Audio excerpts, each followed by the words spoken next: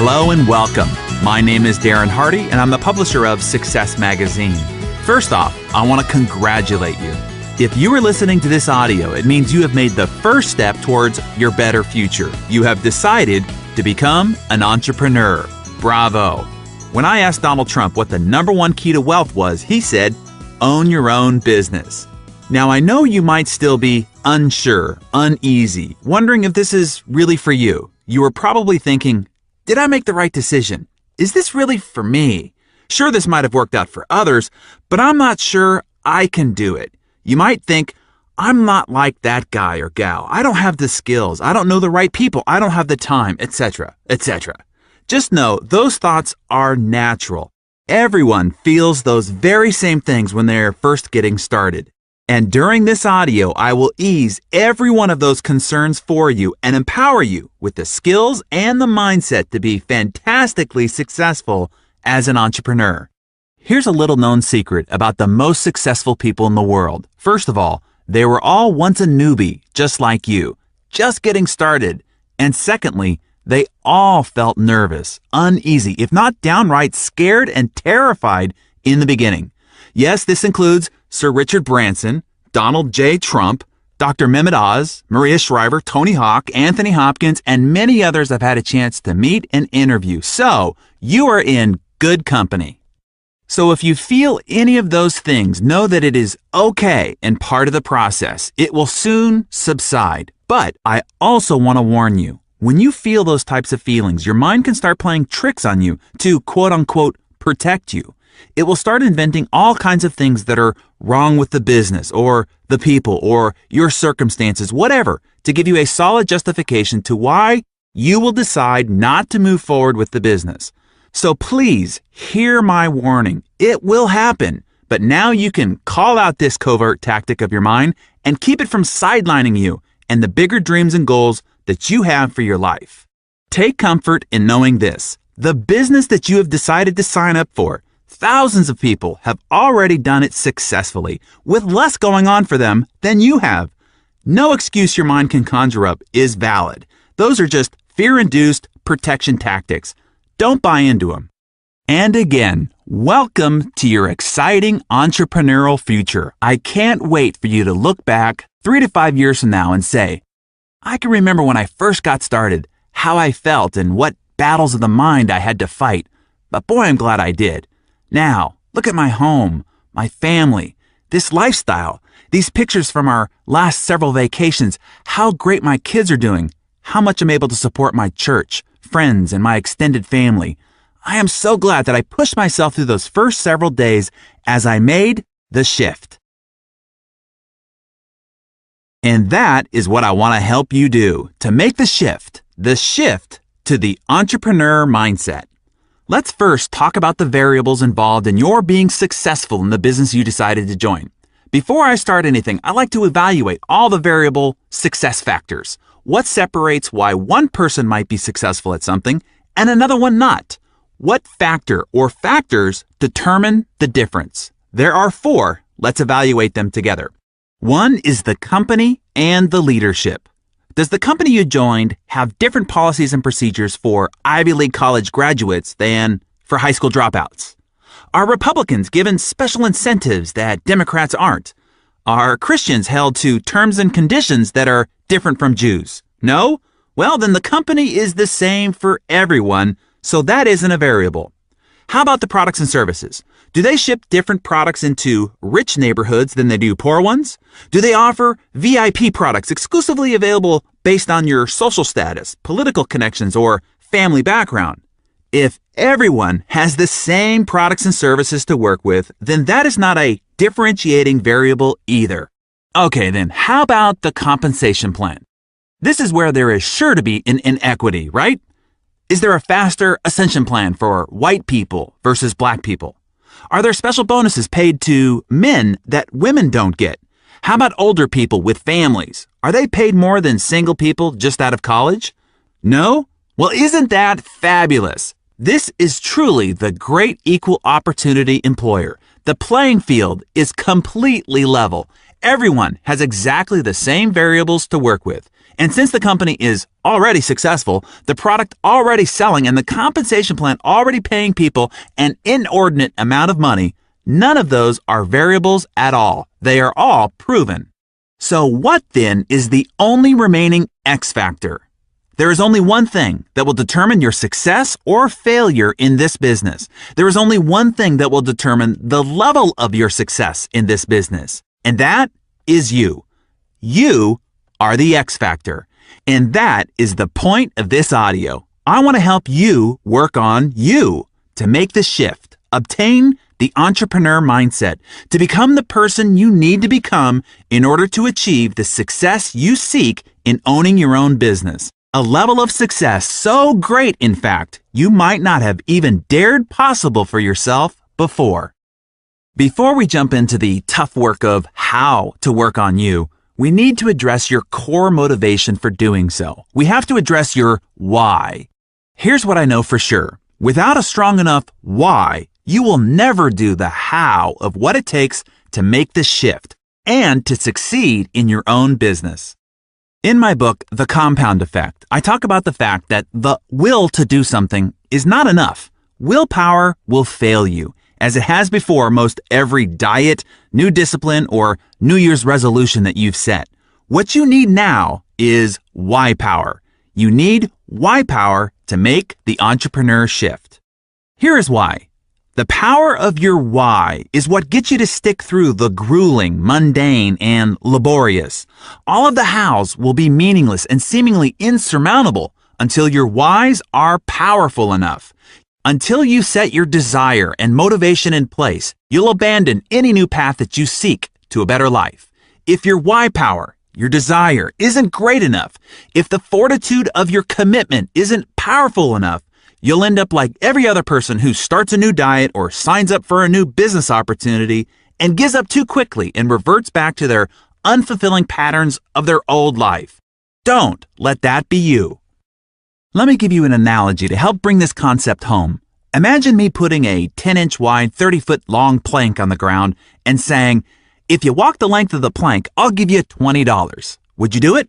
Of course, it's an easy $20.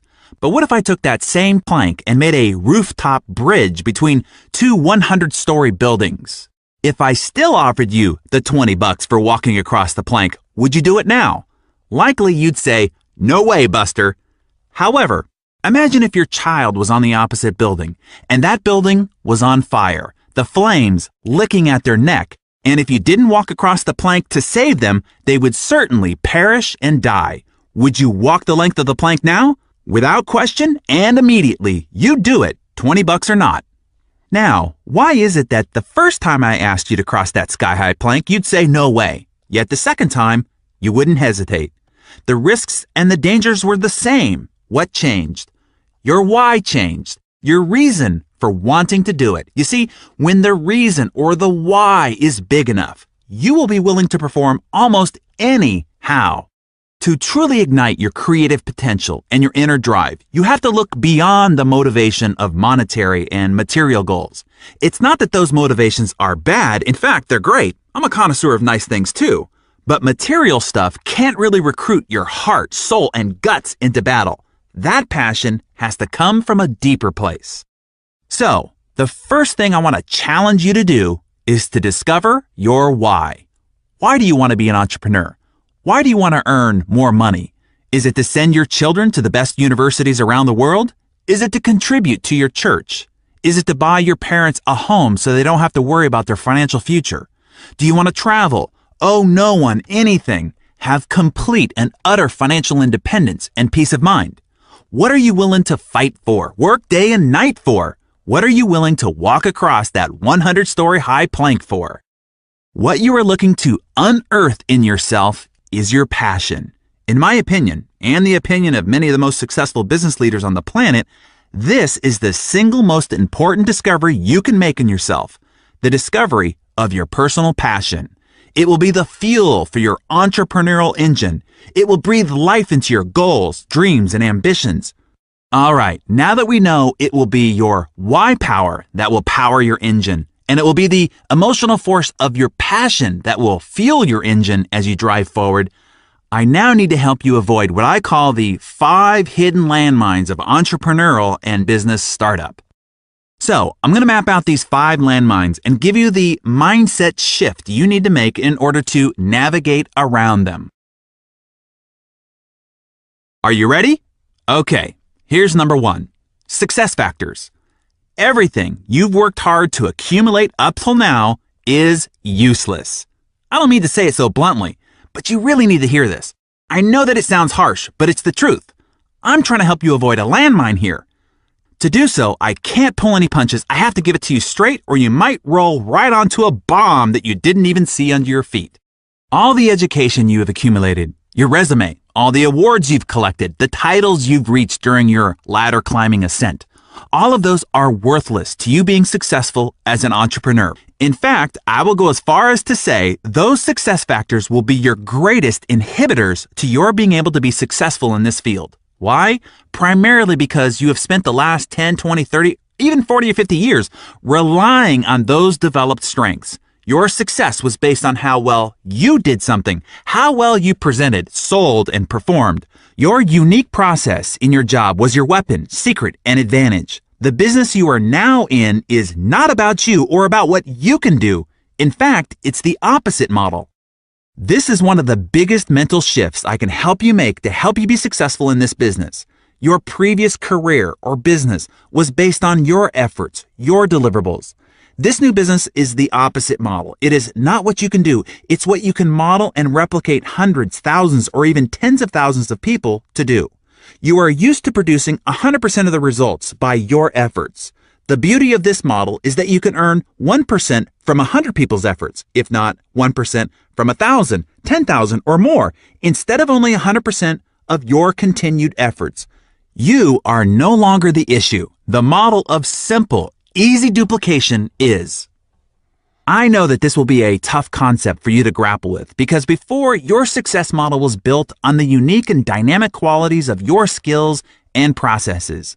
Now the objective is the opposite. The issue is a system of simplicity so that anyone from any background, skill level, and geographic region can successfully do everything that you do. To go from you to a few, to hundreds, and then to thousands, you need a simple, duplicatable system that anyone with little to no skills can use anywhere at any time. The company you joined has that system. Just don't get in the way of it. Please hear this. You will struggle more with what you need to unlearn than what you need to learn to be successful in this business. Your decades of academic and corporate-oriented conditioning will compel you to mess with the model of simple and leveraged duplication. Hey, even if you're lucky enough to have found this opportunity early in your professional life, you will still be inclined to do it your way and thus mess it all up. Let me give you some critical tips for helping you step around landmine number 1. Here's number 1. Forget everything you know. Be a student again. Be insatiably teachable. It's like this. Imagine buying a McDonald's franchise. Now, they have built and developed a system that is proven to work and to make money. Now, you come along and say, hey, I really like ham sandwiches, so I'm going to replace the Big Mac with the Big Pig. No, you wouldn't do that. Whatever they are doing has been developed through diligent study, research, and proof. Don't mess with it. Just follow it. Number 2, trust and plug into the system. The most important necessity to foster duplication is to have a system that anyone, anywhere, at any time can plug into. This is where you transfer the issue from being about you to being about the system. You don't want to do all the work. First of all, it won't work, and you will kill yourself trying.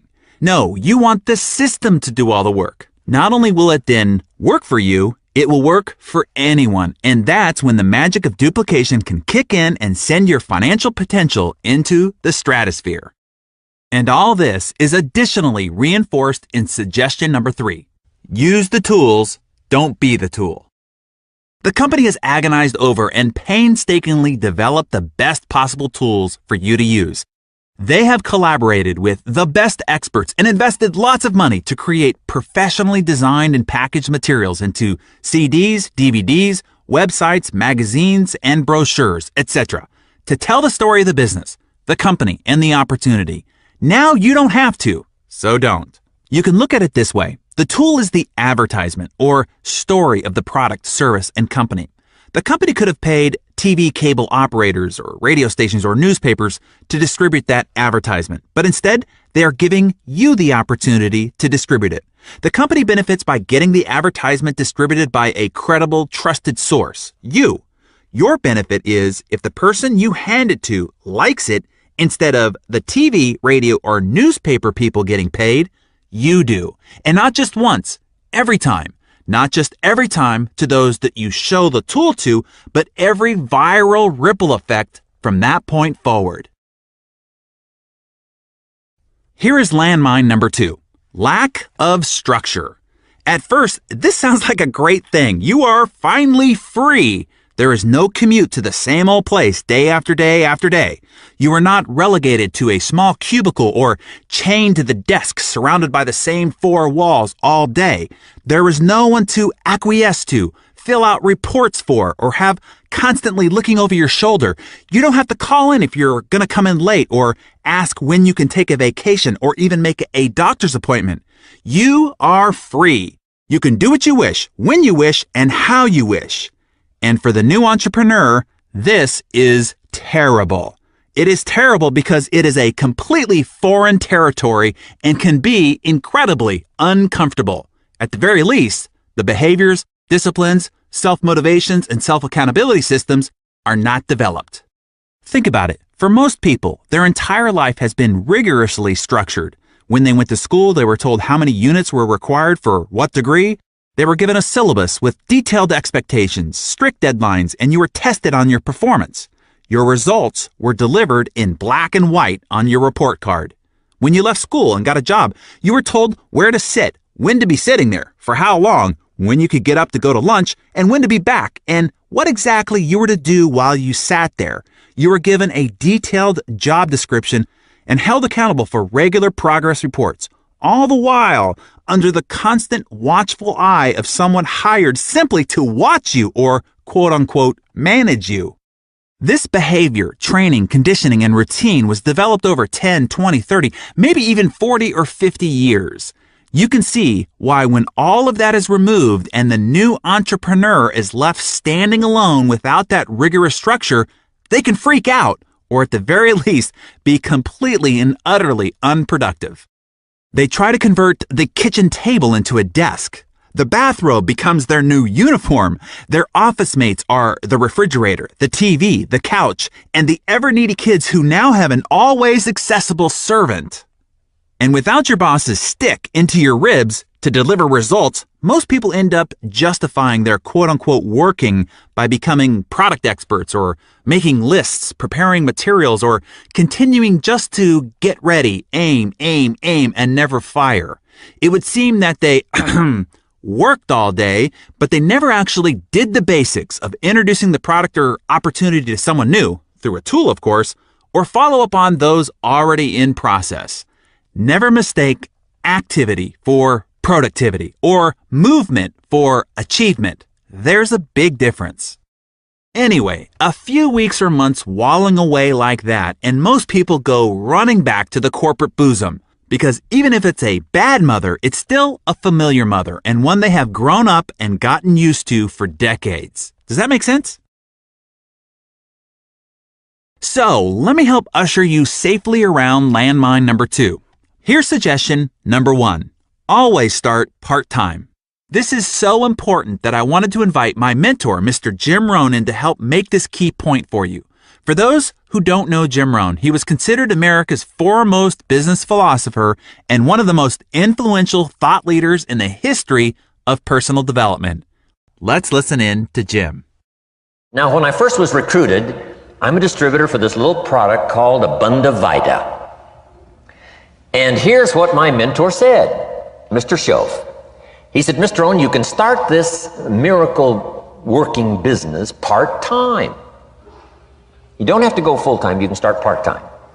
And he said, if you'll devote, to start with, let's say 10, 12, 15 hours a week, where you'll start making a profit, here's what you can now say.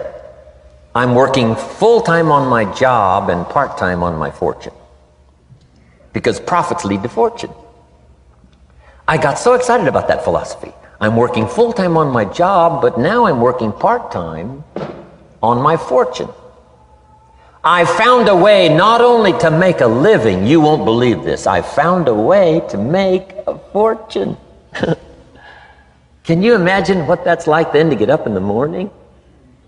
To go to work on your fortune, not to go to work to pay the rent, which is okay, but a chance to go to work to make a fortune? And I said, right now I'm working part-time on my fortune and full-time on my job, but it won't be long until I'll be working full-time on my fortune. Can you imagine what life is going to be like? Now, here was my first goal when I started, and that was part-time. I wanted to equal on my profits part-time what I was earning on my full-time job. This is called the magic of part-time. It is so thrilling for people to start working the business part-time, because now you can work on profits, and it doesn't take very long. If you'll really concentrate on those 10, 12, 15 hours a week, it won't be long if you really do it right and learn some of the skills I'm going to talk about. It won't be long until you can be earning as much part-time working on your fortune as you are full-time working on your job. I did that in less than 6 months. Now I've got an incredible invitation. I found a way part-time to work on my fortune, and I'm making as much money at that as I am on my full-time job. Would you like to hear my story? It was incredible. Now here was my second goal, to make twice as much money part-time working on my fortune as I was working full-time on my job. And I reached that in less than a year. Making twice as much money part-time working on my fortune as I was full-time working on my job. Now I've got an incredible invitation that won't quit. I found a way, through a unique opportunity, to work part-time on my fortune, and I'm now earning twice as much money as I am working full-time on my job. Would you like to hear my story? Do you imagine anybody would say, no, I don't care to hear your story? No. Everybody I said that to said, wow, yes, what are you doing? I said, I'm glad you asked. Let me tell you. Now, when I started making twice as much money part-time as full-time, here's my dilemma. I didn't want to go full-time. And why not go full-time? And the reason was because I didn't want to give up my electrifying story. Right? It was so powerful, nobody could resist the invitation to at least take a look. I didn't want to give it up, and I hung on for I don't know how long until it was, almost insane. And then finally, reluctantly, I gave up my full-time job. But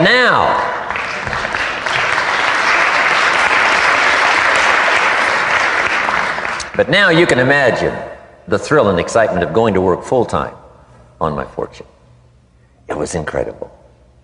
But I want you to jot down the magic of part-time. What does it take to really change a person's lifestyle? Not very much. An extra $1,000 a month, I'm telling you, will drastically change most American families' lifestyle. And that's why part-time is so valuable, because it very quickly changes a person's lifestyle. And here's what the change in lifestyle does. It's a great recruiting tool. One of the greatest recruiting attractions is the money you make part-time. Somebody said, you've been on 3 vacations this year? Says, yes, I got this little part-time thing going. Says, what's that?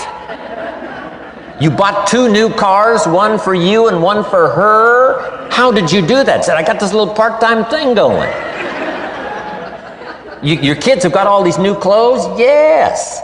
All this stuff is happening. What is it? An extra $1,000 a month. See, $1,000 a month full-time, nobody wants to hear your story.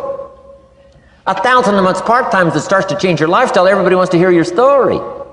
So the key is part-time. The magic and the attraction of part-time gives you a classic invitation for somebody to listen to what you're doing that's changing your life.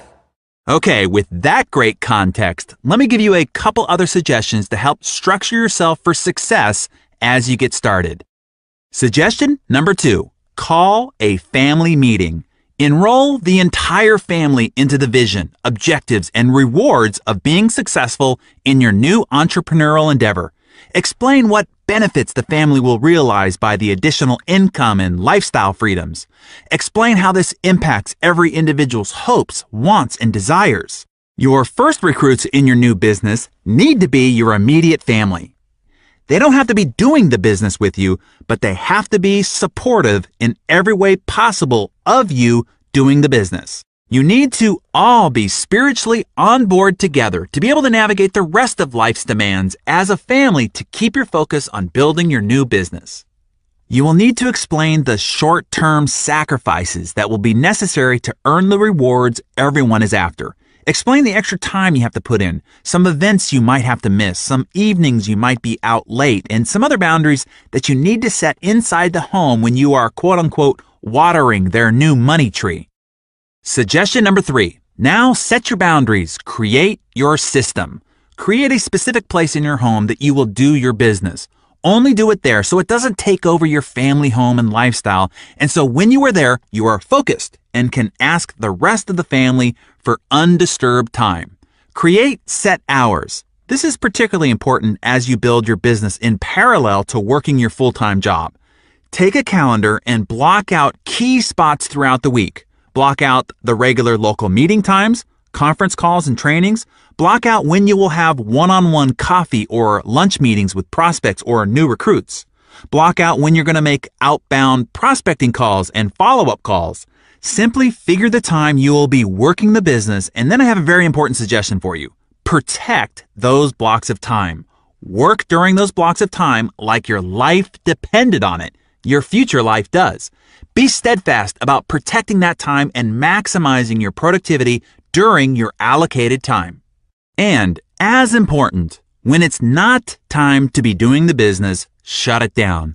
The only way you'll be able to sustain the effort you need over a long enough period of time is if you also maintain the rest of your life along the way. If it becomes too burdensome, you will not be able to sustain it and will end up quitting long before the magic of the compound effect of your consistent effort has kicked in. Okay, let's jump into suggestion number 4. Chart your course. Set your goals. We talked about finding your major motivation and power of discovering your why. Now we have to build a plan to help you achieve that purpose and direct that great passion.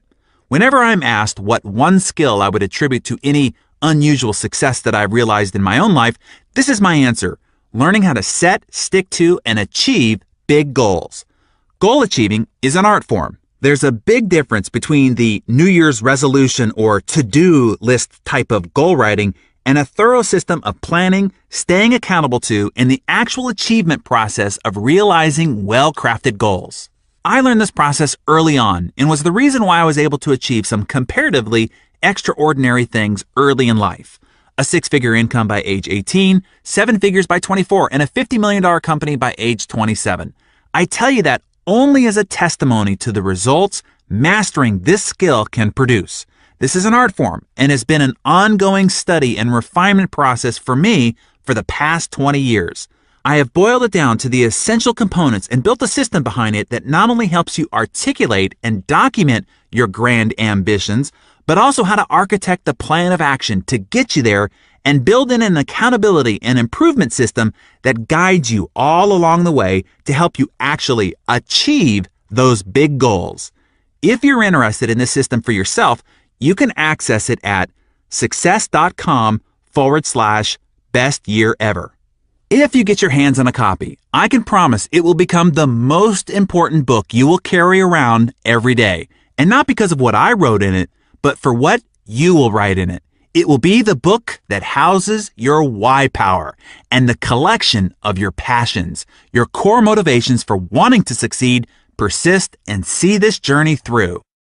Now, with that yellow brick road directed towards your goals, your weekly management system to keep you moving forward, and the environment and time carved out to take the actions you need to take, we will have successfully escorted you around landmine number 2. And this plays perfectly into landmine number 3, commitment. As I mentioned in landmine number 2, the greatest benefits of this new venture are also the most sinister danger traps about this new venture. Here's the problem. It is too easy to get into this business. There's little sacrifice. There is little quote-unquote skin in the game, as renowned investor Warren Buffett puts it. You don't have anything at stake, although I would argue you have your entire future on the line, your future financial and emotional freedom, but that never seems to be enough for people. Your wallet has to be at stake to get people's attention, and therein lies the problem. It is way too cheap to get into this business. What's easy to get in is also easy to get out. That is why many times this business has an apparent revolving door. It isn't the business that's the problem. People are the problem, or more specifically, their lack of commitment is the problem. In most cases, this landmine is the only thing standing in the way of someone becoming successful. The business model is proven. It's already worked for thousands of others. The actual function of the business is ridiculously easy. It requires no prior education, experience, background, training, skills, or otherwise. All it really requires is commitment to see it through long enough for the business model to work and your efforts to accumulate long enough for the compound effect to ignite, which kickstarts the money machine. But still, few make the commitment to see it through, and that's all it takes. The best definition of commitment I ever heard was, commitment is doing the thing you said you were going to do long after the mood you set it in has left you. I warn you, right now you might be fired up to do this business. Right now you might be saying you will never, never, never give up until you make it successful. But eventually this mood will wear off. You will go back to your regular life routine, mix with your same old family and peer group, and be hit with the complexity of life's obligations. It will be then that your commitment will be tested. Your mood will be different, but your commitment to staying the course cannot be.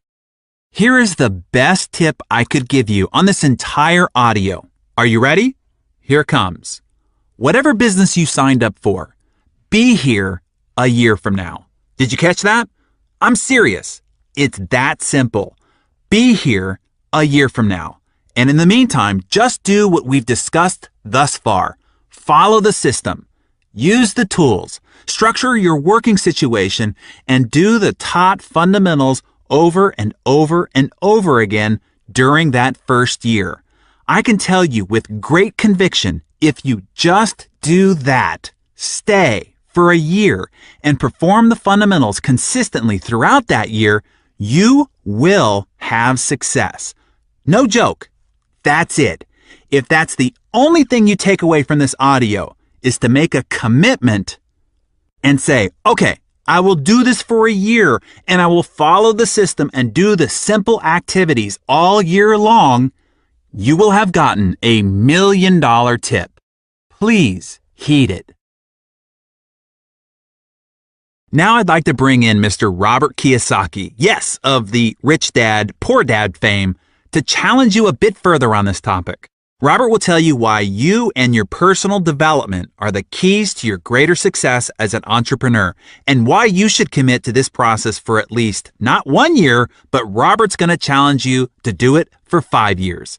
Taken from his audio, The Perfect Business, here's Robert. When I came back from Vietnam, again, my poor dad said go back to school. And for some reason, it didn't feel right to me. It wasn't what my gut was telling me to do. So instead, I went to do personal development type of work. And I found personal development is much more fulfilling, much more rewarding, but it means me getting out of my mind. It means me doing my best to become bigger than my situation. See, most people are crushed by the environment, especially in this crisis. They lose their job, they're out of money and all this, and the world crushes them. Personal development means you have to become bigger than your problems. If you're in debt, you have to become bigger than your debt. If you don't become bigger than your debt, you'll never solve the problem. If you're only making, let's say, $50,000 a year, then you have to get bigger than $50,000 a year. And that's what personal development is. In traditional corporations, they always say, well, you should live below your means. Be happy to have a job. Next year we might give you a 2% pay raise, but only if you do as I tell you. That's not about personal development. That's called personal slavery. You become a slave to the corporation. If that's what you want to do, stay there. Have a good life. It's not my life. I needed to become bigger than my problems. When I started my first business back in 1978, I made a lot of money. It was a nylon and Velcro surfer wallet business, and I was soon a millionaire, but I lost all my money, and I found myself nearly $1 million in debt. And what my rich dad said to me is, congratulations, you just failed. And most successful entrepreneurs will fail 3, 4, 5 times. They'll lose that many businesses. But each time you'll get smarter. So your first job is to figure out how to pay back that $1 million, you know? So I never declared bankruptcy. I just had to get smarter and bigger than $1 million. And that was the best training program I ever had. I had to rebuild my business and pay people back. You see, if I got a job, there's no way I could have paid back $1 million, not making $100,000 a year. There's no way. Taxes would have killed me. So, again, it was personal development. Now that I got bigger than $1 million, that was great. And now it's on to hundreds of millions of dollars. So personal development is simply you getting bigger than your problems. The only problem is you get bigger problems. And today it becomes this challenge of how big my problems are, because then I can solve them. Most people give in to their problems. They get smaller than their problems. And that's when life stops for them. So one of the primary reasons I recommend network marketing, because it's a personal development program. You don't join and hope to become rich next week. If you join a network marketing company, I strongly recommend you say, I'm going to give it a 5-year commitment. I'm going to give it a full shot for at least 5 years. Because whether it's network marketing or baseball or football or whatever it is, quitters never win. And most people, when the going gets tough or the problems seem insurmountable, they quit. And that's why they'll never be successful in life. So network marketing is very much a support group of people who want the best for you. But you have to give your best also. And so that's why I say consider it a 5-year commitment that you'll do your best for 5 years. I can almost assure you that if you do and you give it your best for 5 years, you'll be a completely different human being at the end of the period. Okay, hopefully you've gotten the key point. Treat the business as a serious business, and it will reward you, unlike most businesses even have the capacity to reward you. Let me give you one final warning about landmine number 3 and commitment. Be patient. Give yourself and the process time. Like any great endeavor, it takes time to figure it out, get good at it, and have it produce a harvest for you. Particularly in this business, because it's a model of leverage, meaning you earn 1% on 100 people's efforts instead of 100% of your own. There is a critical mass that needs to be developed. This business is the ultimate example of the compound effect, which by now you have figured out was the title of my last book. In the book, I model the compounding penny, a penny that doubles every day for 31 days. When the penny starts compounding, the penny on day 2 is just 2 pennies. Day 3, 4 pennies. All the way to day 10, it is still only $5.12. Well, imagine these are your months in the business. You are now 10 months down the road, and you are at $5.12 of income. Does it look like it might not be working?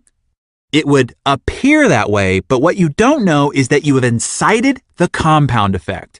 If you stick with your commitment, you will see that by day 20, it is $5,242. Still, no fortune.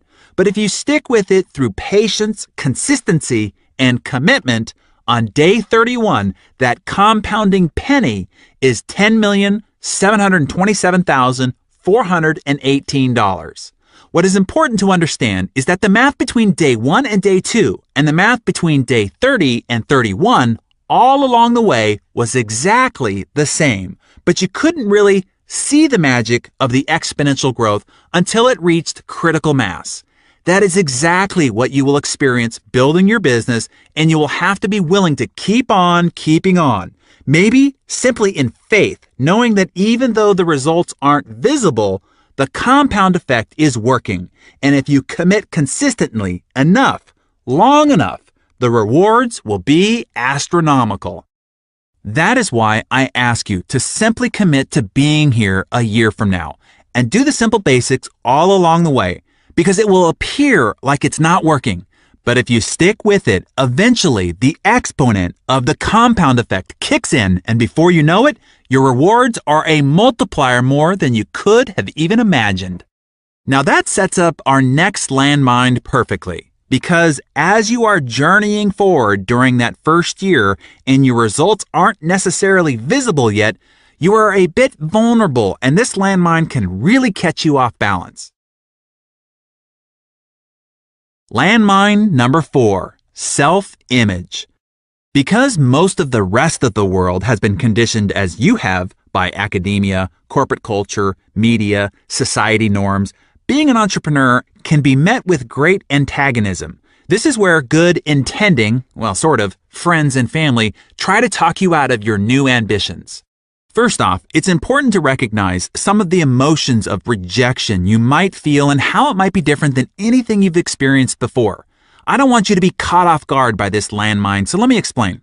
Rejection from friends and family can hurt a lot more than the sort of rejection you might have experienced at a job.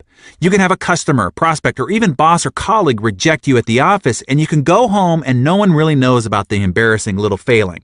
But when friends and family reject you or your new business venture, it feels more personal and exposing. That can smart a lot. When they say no to your widget at the office, you can chalk it up as, well, it's just not for them, so what? When they say no to getting into your business, now it feels like they are saying no to you. You will soon realize they are not really saying no to you. They are not rejecting you. They are saying no to themselves. They are rejecting their own inner voice that prods them to the fact that they should be doing more, stepping out, and taking risks just like you. Here's a key thing you need to know about making the shift to entrepreneurism. By doing so, you are stepping out of the herd. You are walking away from social norms and the great horde. 90% of the population are employees. That's all they've known. That is what they've been trained as good and normal. Only 10% of the population owns their own business, according to the Kauffman Foundation study on entrepreneurial activity. When you walk out of the mass of the 90%, they're going to bark at you. They're going to shout warnings of fear, danger, and hardship. Why? I think a few reasons. Number 1, they simply aren't as courageous as you. They cannot get over the idea of leaving the security of the corporate bosom, their weekly employee paycheck, and their meager benefits. What you are doing just doesn't fit their model of the world, and so they're going to be communicating their foreboding warnings from that vantage point. Love them anyway, but don't let them drag you back into the pack of mediocrity. There's a story about a type of crab that cannot be caught. It is agile and clever enough to get out of any crab trap, and yet these crabs are caught by the thousands every day, thanks to a particular human trait they possess. The trap is a wire cage with a hole at the top. Bait is placed in the cage, and then the cage is lowered into the water. One crab comes along, enters the cage, and begins munching on the bait. A second crab joins him. A third, and it's Crab Thanksgiving. Yum! Eventually, however, the bait is all gone. The crabs could easily climb up the side of the cage and through the hole, but they do not. They stay in the cage. Other crabs come along and join them long after the bait is gone, and more. Should one of the crabs realize there's no further reason to stay in the trap and attempt to leave, the other crabs will gang up on him and stop him. They will repeatedly pull him off the side of the cage. If he persists, the others will tear off his claws to keep him from climbing. If he persists still, they will kill him. The crabs, by force of the majority, stay together in the cage. The cage is hauled up, and it's dinner time on the pier. The chief difference between these crabs and humans is that the crabs live in water and the humans on land. Anyone who has a dream, one that might get them out of what they perceive to be a trap, had best beware of the fellow inhabitants of the trap. Now, the human crabs do not usually use physical force, although they are certainly not above it. They generally don't need it, however. They have more effective methods at hand and in mouth, such as innuendo, doubt, ridicule, mockery, sarcasm, scorn, sneering, belittlement, humiliation, leering, taunting, teasing, lying, and dozens of other tactics the crabs around you use to pull off your claws or kill your dreams. Be leery of the crabs around you, content with staying in the trap and wanting to keep you in with them. Number 2, you make them look bad. You are a giant exposing mirror to them, and your actions are being reflected back to them. They know they should be doing what you are doing, but they are afraid. By you doing it, it makes them look bad for not doing it themselves. Instead of borrowing from your strength and joining you, it is easier for them to make fun of you, try to convince you why what you are doing is dumb, stupid, bad, or foolish, in the hopes that you will give up and come back to the pack so they can no longer look at you and feel bad about themselves. It is important to realize their comments are saying more about them and their fears being kicked up by your leaving the herd than it is about you and what you're doing. Love them anyway, but don't let them drag you back into the pack of mediocrity. A colleague in a prior venture I did told me about an article he read some time ago. This reality changed my view of how important other people's opinions should be of me. This article revealed that at a funeral, an average of about 10 people will care enough to cry. I thought, what? You mean I can work hard all my life trying to please others, and in the end, only 10 people will care enough to cry? It gets worse. The article found out that the number one thing that will determine the number of people who will go to the burial site with the funeral procession is the weather. It was found that if it's raining, more than 50% will not go to the burial site. I found this horrifying, actually. It's not how you live your life that will be the number one determinant. The circumstance of the weather will outrank your entire life's existence.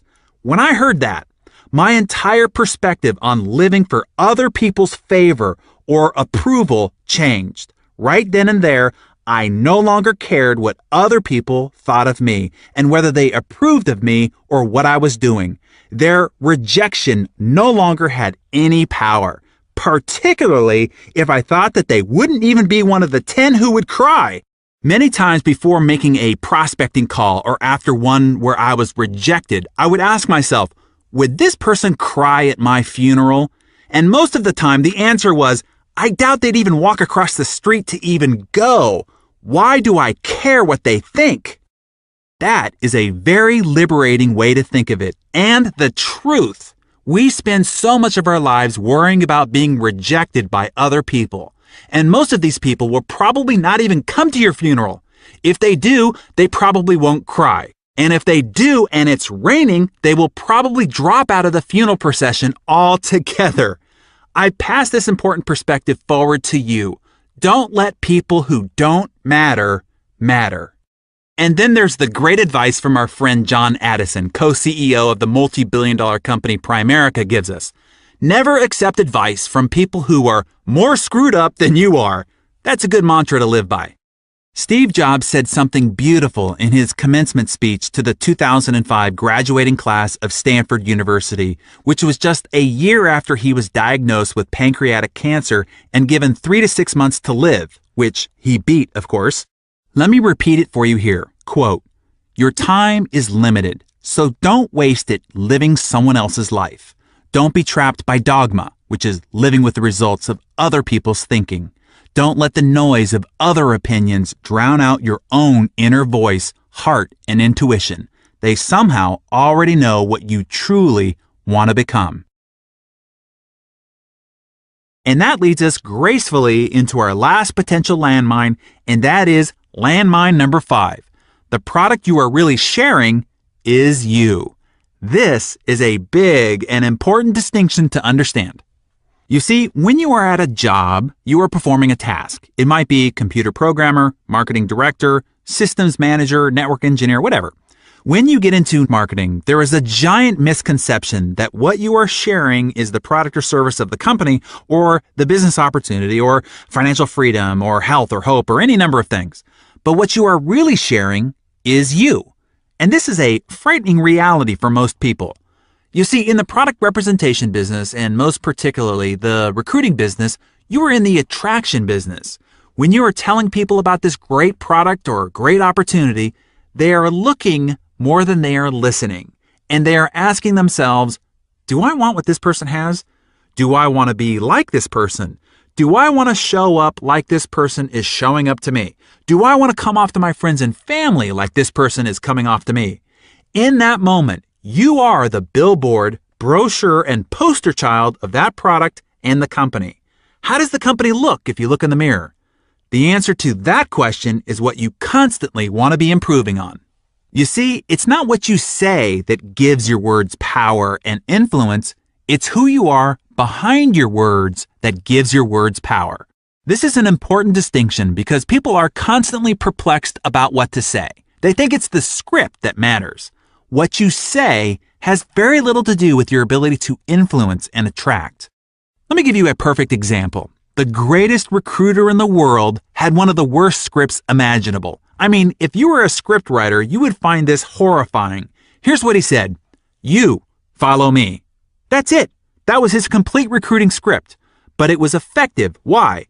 It wasn't what he said. It was all that he was. His name was Jesus of Nazareth. And his reputation of who he was more important than the words he used. Just think about it. This is true for you as well. There are people in my life that if they called me and said, follow me, I would, no questions asked. I believe in who they are to that degree. And then there are other people in my life, no matter what they said, they could give me the most professionally polished, entertaining, emotionally charged, psychologically calculated, and visually stimulating presentation imaginable, but there's no way I'm following. I'm sure you know people like that too. This is why your personal development is so crucial in the success of building your business. One of the days that changed my life was a day back in November of 1994. I went to a seminar, and that was the day I met the man who would become my mentor, Mr. Jim Rohn. I wasn't even there to hear or meet Jim. I was there to meet the promoters of the event. But I needed to wait until the event was over, so I sat down and listened to this willowy, gray-haired man with the most fascinating voice and intonations lecture about the principles of success. What he said riveted me. Jim Rohn asked the audience, how many people want more? I thought, yes, I want more. Success, money, a better body, more companionship, etc. And I awaited the instructions of what to do. By that point in my life, I had experienced some moderate success already, but I had done it through sheer brute force. I was aggressive and just outworked, outfailed, and outpersisted everyone else to grab my achievements. I did it by doing, do. But what Jim said next would multiply my income, my goal achievement, and my results. And it wasn't by doing. Jim continued, if you want to have more, you have to become more. He said, success is not a doing process. It's a becoming process. What you do, what you pursue, will elude you. It can be like chasing butterflies. Success is something you attract by the person you become. Wow, I thought. This was the first time I'd heard this twist of perspective, insight, and wisdom. Jim continued, for things to improve, you have to improve. For things to get better, you have to get better. For things to change, you have to change. And when you change, everything changes for you. Wow, those were the keys to the kingdom for me and what launched me on my constant, unrelenting, and never-ending journey of continuous personal development. And he was right. The next year, I tripled my income to over 7 figures a year, and within 4 years was a self-made multimillionaire. And I wasn't doing any more than I had before I met Jim. My doing wasn't any different, but who I was doing it was, and that made all the difference in the world. I invite you on such a journey, the journey of continuous personal development.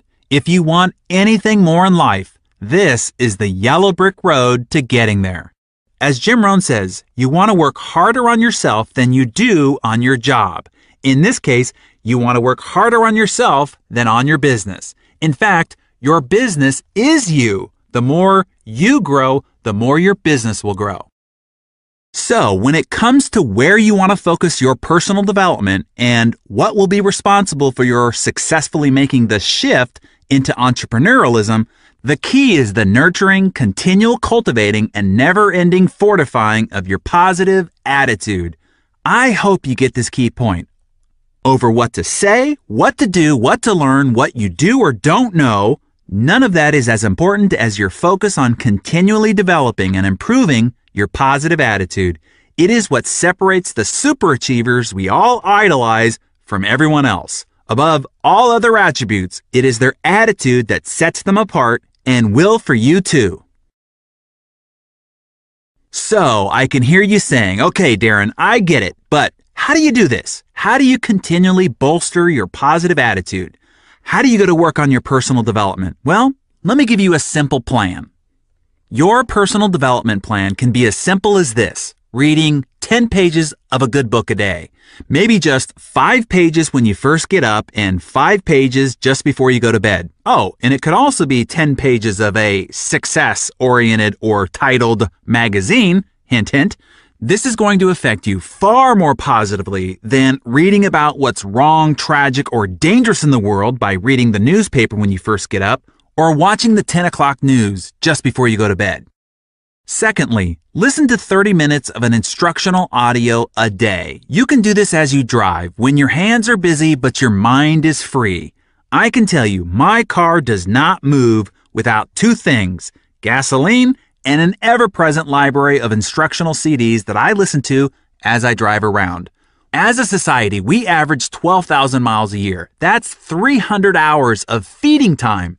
Brian Tracy taught me early in life to turn my car into a mobile classroom. He explained that if you listen to instructional CDs as you drive, each year is the equivalent of 2 semesters of an advanced degree in college. Think about it. In the time you spend driving, you could obtain a PhD in leadership, sales success, wealth building, relationship excellence, or whatever course, audio program that you sign up for. Now, certainly, I recommend the CD that comes free inside every issue of Success Magazine. Hey, could I be the ambassador for success and not passionately recommend it to you? Of course not. Additionally, we offer success book summaries, which culls the best ideas from 3 of the top books in the area of accelerated personal achievement. Each edition is also delivered in audio format so you can listen to it in your car. Let me further explain why regular exposure to positive, inspirational, and instructional content is crucial to you making the shift into the entrepreneur mindset.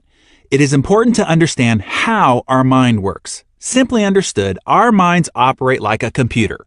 Computers are complex systems, but how they work is rather simple. What you input is what it outputs. It doesn't judge or discriminate. It simply acts on the input.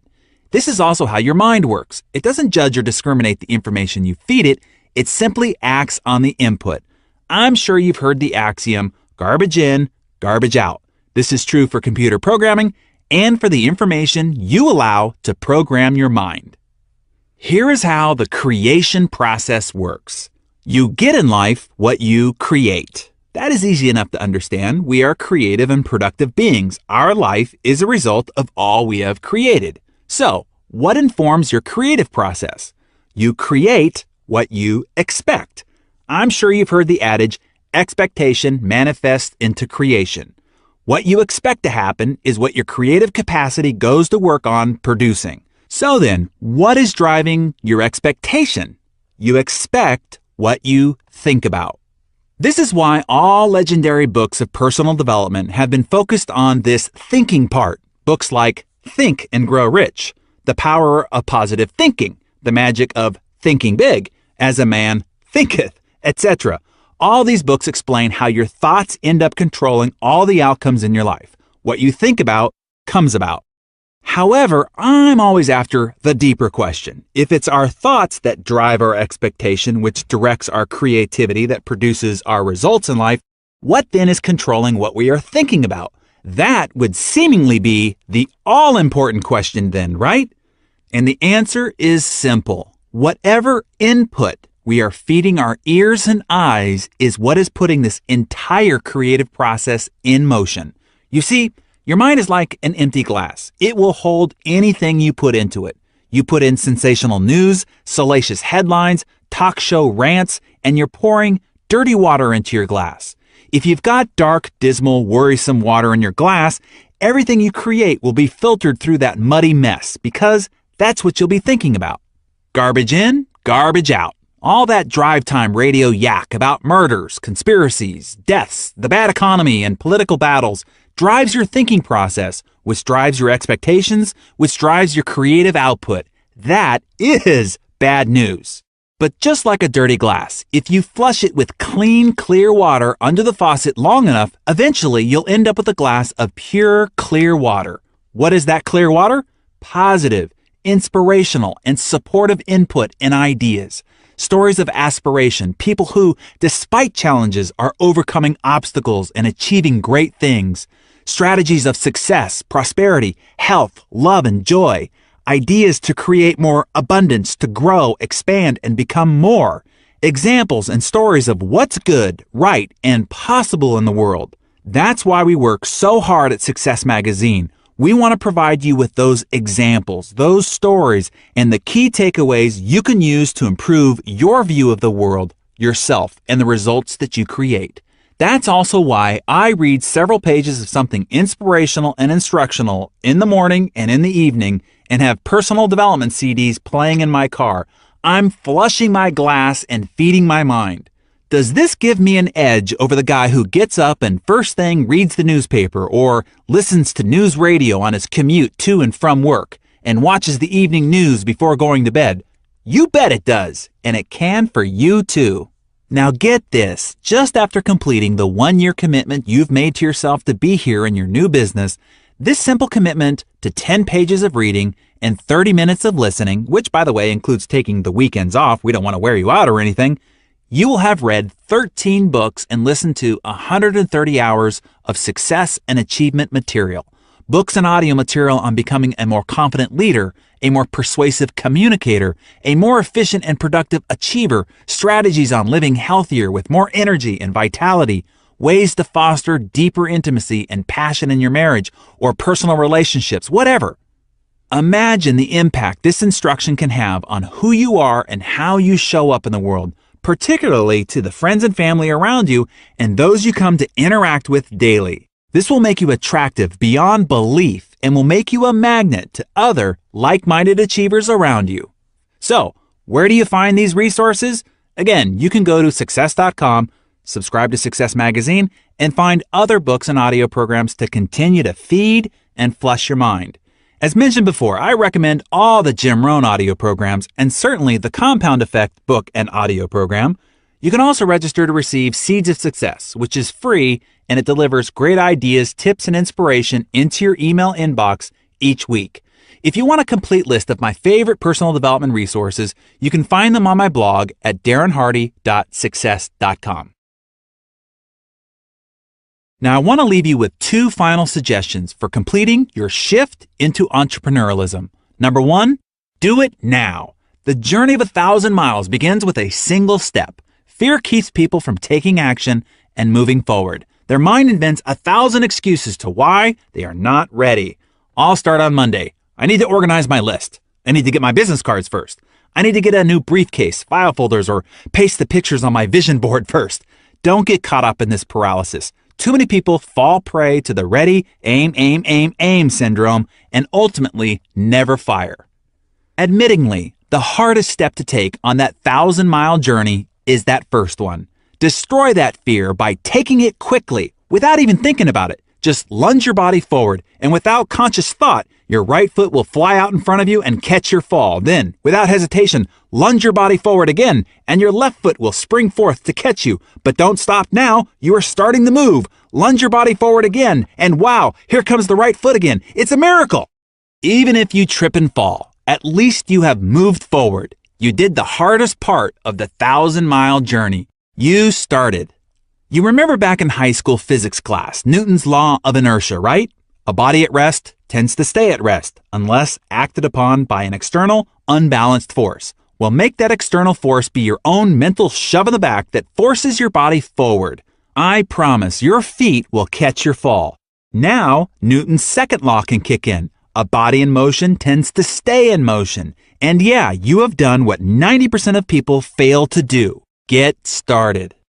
Napoleon Hill once asked an audience, what is the average number of times that a person tries to achieve a new goal before they give up? After several guesses from the audience, he gave the answer, less than 1. Most people give up before they even try. Even though they want to improve their lives, increase their income, accomplish more, most people respond with, I can't, in their heads and give up before even starting. So, before the law of diminishing intent overtakes you, strike while the iron is hot. The time to begin is when the emotion is high and intentions are strong. Now is that time. Jim Rohn writes, without a sense of urgency, desire loses its value. Now is the time to act. No, I'm serious. Now, not next week, tomorrow, or even later today. When this audio is done, I want you to take some action. Take the product and share it with 3 people right now. Use any tool, an audio, DVD, magazine, conference call, recorded call-in line, website, whatever, and show it to 3 people today. I can hear you saying, but I'm not ready. I don't know what I'm doing yet. That's great. In fact, many times it's the best time to jump into massive action. Why? Because you can honestly and openly say, a friend of mine showed me this new product. I've tried it and I think it's amazing. You should try it. And they ask, well, what's in it and how does it work? You can say, heck, I don't really know. All I know is it worked for me. Try it for yourself. Or you can say, a friend of mine is really excited about this new business idea. I think I'm going to try it too. I can't even really explain what it is, but it's all on this audio, DVD, website, or in this magazine, whatever. Right now, ignorance is truly a blissful asset. Use it while you can. I love the principle that teaches, the heavy chains of worry are always forged in idle hours. Take action fast so you can see some success fast. So let me give you a counterintuitive way of getting some success fast. Go get a lot of failure fast. Watson, the former president of IBM, said, the key to success is massive failure. If you want more success, double your rate of failure, he said. This is one of the earliest success philosophies I was taught. It has earned me millions of dollars over the years, and I'm now going to pass it on to you. Make your goal not the number of people you're going to get to buy or join. Make your goal the number of people you're going to get to say no. Make the no's your goal. Why? Well, Watson just told you, it's the key to success. So by making the no your goal, you not only make it okay for people to tell you no, when they do, you are happy about it, not sad. You are one step closer to accomplishing your goal. This 180-degree mindset will have miraculous consequences in how you move forward, understand, and accept rejection and failure. You will now see it as progress rather than failure. You will feel victory rather than defeat. You will seek it rather than try to avoid it. In the end, it simply comes down to a numbers game. I want you to remember this as you journey forward in the building of your new business. Some will, some won't. So what? Next. Just move on to the next person.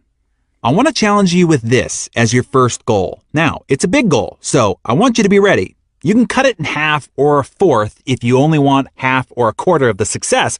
But if you really want to break the inertia, not walk off the starting line, but leap off it, this is the goal I want to challenge you to take on. Are you ready? Okay, go get 10 people to tell you no in the next 7 days. It can be no thank you, no way. You've got to be out of your freaking mind no, or simply no. But maybes don't really count. To hit your goal, you need to get 10 definitive, dead certain no's.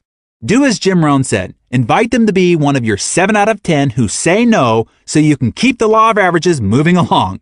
So to do this, my guess is you will have to introduce about 30 people over the next 7 days, as 20 of them will still be waffling as you chase them around in the follow-up process.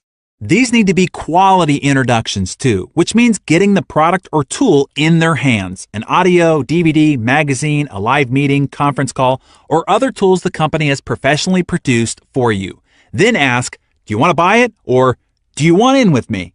I'm going to be very successful at this with or without you. Do you want to come with me or not? Either way, it's no sweat off my back. That's it. Go get 10 people to respond with no. During that process, it's likely someone will say, yes, I want that, or heck yes, I'm with you. But that's not the goal. Just an interesting bonus. The goal is to get 10 no's. Fair enough? Now, do it.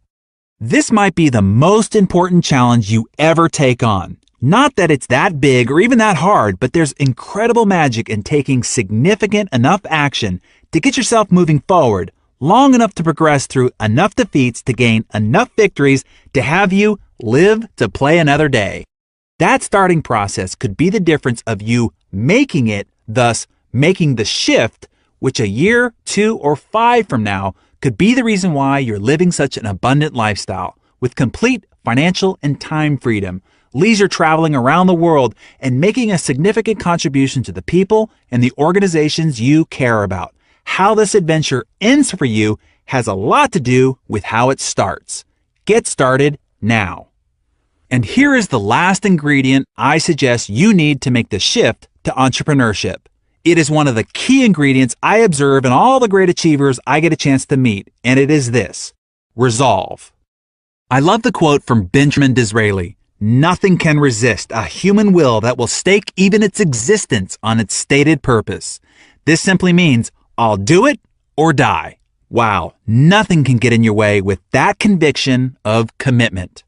I want you to see your new entrepreneurial business as your mountain in life with a "this is it" mindset. Now, when you finish this audio and start talking to people about your business or talk to them about this mountain you're going to climb, your well-meaning friends and family are going to say, "What? Are you crazy? You don't know how to climb mountains. That is too dangerous. You should just stick to your job. You're lucky to have a job in this economy. You shouldn't go climbing mountains. Get off that mountain." And you're going to have to look them in the eye and say, "I'm going to the top." You're going to start climbing this mountain, and others are going to come up to you and say, "You know, I heard that mountain is no good. I heard about others who tried to climb it and fell off and got badly hurt. You shouldn't climb that mountain. You probably will fall and get hurt too. Be safe and get off that mountain." And you're going to have to look them in the eye and say, "I'm going to the top." You will continue climbing your mountain, and yet others will come up and say, "Hey, you know, if you really want to climb mountains, you shouldn't climb that mountain. It's too rocky, too slippery, too hard, and it will take too long. You should come over here with us and climb this mountain. It's easier, faster, better, and we'll make you a special deal on it if you climb over here." And you're going to have to look them in the eye and say, "This is my mountain, and I'm going to the top. You're either going to see me waving from the top or laying dead on the side. I'm not coming back."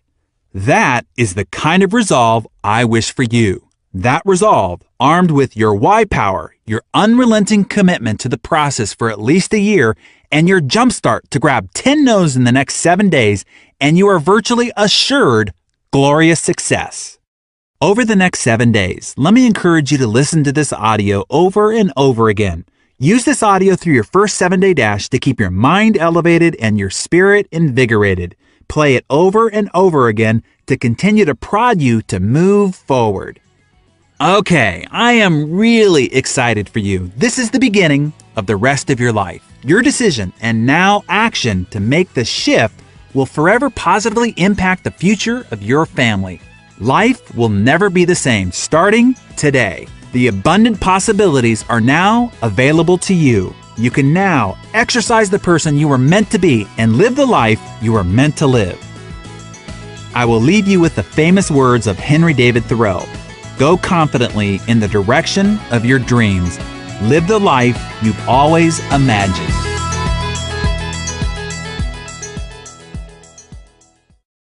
Success Magazine would like to thank Jim Rohn International and Robert Kiyosaki for the use of the recordings.